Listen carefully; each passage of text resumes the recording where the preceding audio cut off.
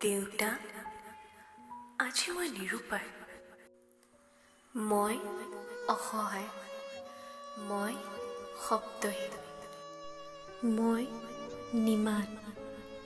কিন্তু কিয় এৰালে আপুনি নুবুজিব দেউতা।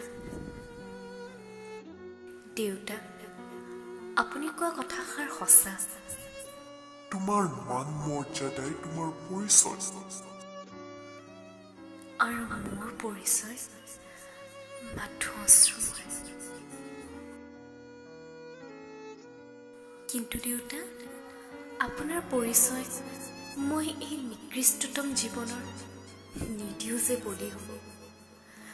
সেইবাবে মোৰ এই গতিভ্ৰষ্ট সিদ্ধান্ত দেউতা। জানেনে দেউতা, আজি মই হাঁহি আছো।